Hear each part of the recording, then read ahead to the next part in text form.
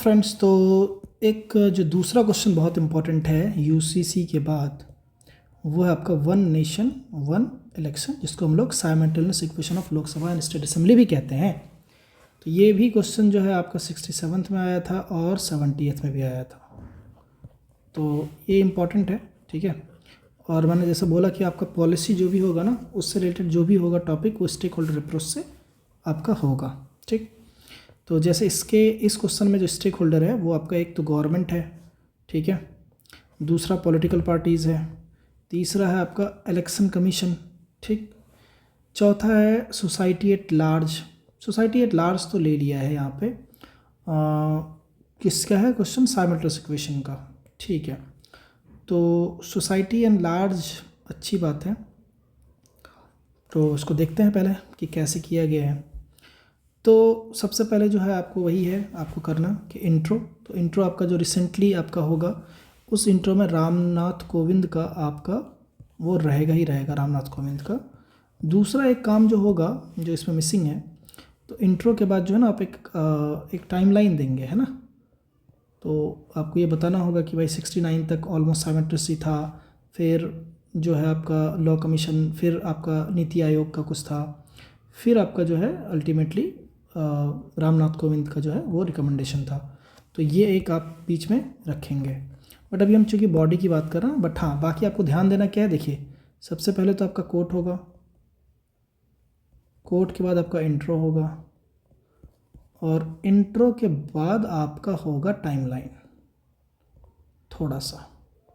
ठीक है, इस टाइमलाइन को आप शुरू करेंगे और लास्ट इसमें जो है आपका रामनाथ कोविंद वाला ही आएगा। ठीक, चलिए तो अब देखिए, कह रहा है recently the union government has accepted the recommendation of high level committee of simultaneous equation under the chairmanship of former president Ramnath Kovind. The high level committee extensively consulted a broad spectrum of stake holder including political party and expert. ठीक है, तो ये आपका intro हो गया, basic intro है। ठीक है, चलिए अब आते हैं स्टेक होल्डर कौन कौन है। देखिए इलेक्शन आपका एक तरह से जो है ये आपका इलेक्ट्रल रिफॉर्म का ही एक मेजर पार्ट है साइमल्टेनियस इक्वेशन।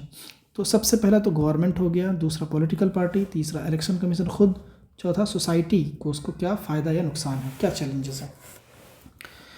अब आए इसमें, तो हम स्टेक होल्डर गवर्नमेंट की बात करें अगर, ठीक है, तो देखिए गवर्नमेंट को आपका क्या है, तो सबसे पहला saving time and money, obvious सी बात है। तो reduce time spent on election, तो सबसे पहला तो एक टाइम हो गया, मनी हो गया। तो पहला आपका हो गया टाइम, तो reduce time spent on election, focus on governance instead of perpetual election mode.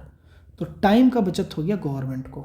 ठीक है, दूसरा है आपका cost saving, significant saving in public funds due to consolidated election logistic. The cost of holding election for Lok Sabha and Legislative Assembly of states and UTs has been pegged at 4500 crore by the ECI.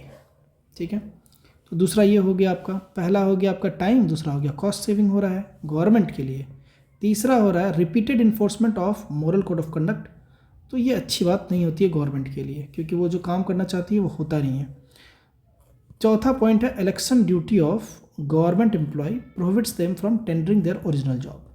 ठीक है, तो देखिए आपने देख लिया stake holder approach में कि government को फ़ायदा कहाँ से है।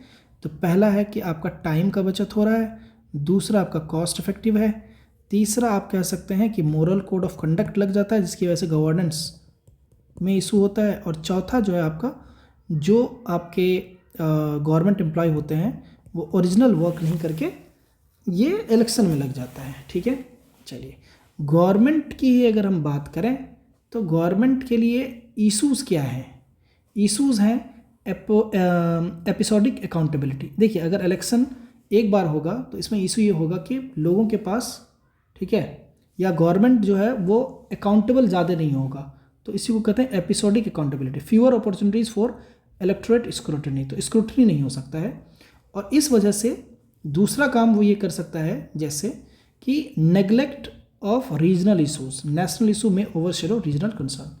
तो इसका आपका अगर हम बात करें कि इसमें इशूज़ क्या हैं, तो इशूज़ बेसिकली दो आपके हैं। ठीक है, पहला है आपका एपिसोडिक अकाउंटेबिलिटी, ठीक है, कि एक एपिसोडिक अकाउंटेबिलिटी जो होता है वो नहीं हो पाएगा, ठीक है। आप लोग बहुत मतलब हर 5 साल में फिर अकाउंटेबल होंगे। और दूसरा जो है, क्योंकि इंडिया एक फेडरल कंट्री है, उसमें एक प्रॉब्लम हो जाएगा कि नेगलेक्ट होगा regional issues, regional issues neglect हो जाएगा। अब आते हैं दूसरा स्टेक होल्डर, वो है आपका कौन? वो है आपका पॉलिटिकल पार्टीज़। पॉलिटिकल पार्टीज़ के लिए भी भाई कॉस्ट इफेक्टिव होगा, बार बार कैंपेन नहीं करना है। Consolidated resource and strategies reduce campaign expenditure. Streamlined election strategies, efficient deployment of leaders and resource. तो बार बार जब इलेक्शन हो रहा है तो वो रिसोर्सेज और लीडर्स को भी एफिशिएंटली यूज़ नहीं कर पा रहे हैं, तो पहला कॉस्ट इफेक्टिव है। दूसरा जो लीडर्स हैं या रिसोर्स है, ठीक है, लीडर एंड रिसोर्स, उसका इफेक्टिव आपका जो है वो डिप्लॉयमेंट नहीं हो रहा है।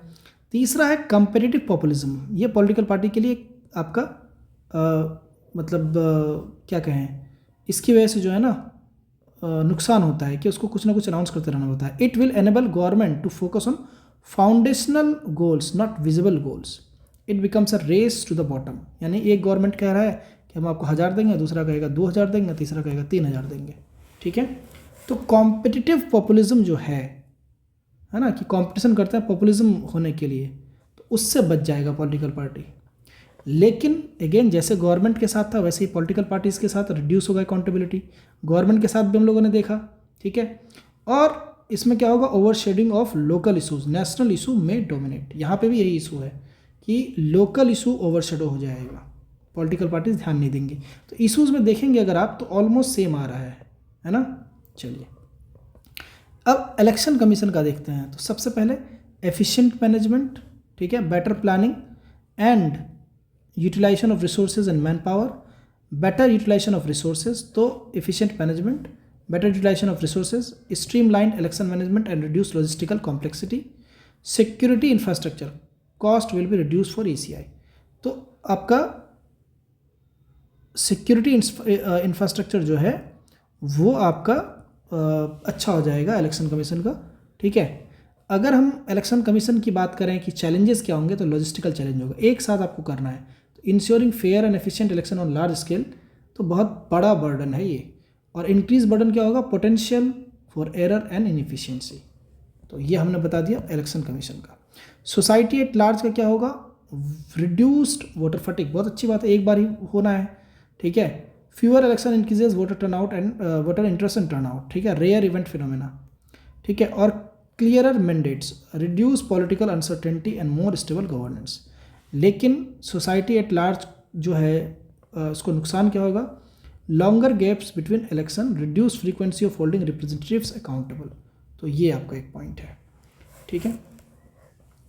अगर हम वे फॉरवर्ड की बात करें तो गवर्नमेंट के लिए क्या है, गवर्नमेंट के लिए वे फॉरवर्ड आपका क्या होगा, वो है आपका implement a fix legislative and policy calendar to ensure governance continuity during simultaneous equation and maintain accountability as recommended by law commission of India. Pre decided policy schedule can prevent administrative paralysis during the election. Political parties के लिए क्या है, strengthen internal democracy and focus on policy driven campaign to address both national and state issues effectively. National parties can develop state-specific manifesto to ensure regional concern are addressed even during the simultaneous poll। तो ये कर सकती है। Election commission के लिए क्या है, adopt advance technologies and phase implementation to manage simultaneous election efficiently without compromising electoral integrity। use of cloud-based EVM management system and piloting synchronized by election in smaller state before scaling nation wide, ये भी कर सकता है। Society at large, promote inform citizen participation and strengthen local grievance redressal to ensure accountability between elections. NGOs like ADR can conduct awareness campaign and media monitoring of governance performance, ठीक है। तो कोई भी पॉलिसी है suggestion based ही होता है। तो the successful implementation of simultaneous equation requires balance approach that address the challenges while preserving the federal structure, जो कि बैलेंस आपका करता है एड्रेसेस को और प्रिजर्व करता है फेडरल स्ट्रक्चर को, and respecting the autonomy of state. A phased roll out starting with few states along with comprehensive electoral reform and, देखिए कॉम्प्रिहेंसिव इलेक्टोरल रिफॉर्म चाहिए, and broad based public consultation can help pave the way for this transformational change. ठीक है, तो इस तरीके से आपने देखा। बस एक चीज़ का ध्यान रखना है, वो है स्टेक होल्डर कौन कौन है इसमें। तो स्टेक होल्डर आपका 4 है। सबसे पहला गवर्नमेंट, दूसरा इलेक्शन कमीशन, तीसरा आपका हो गया सोसाइटी एट लार्ज, और चौथा हो गया आपका पॉलिटिकल पार्टीज़। ठीक है, तो ये ध्यान रखना है आपको। ठीक, थैंक यू।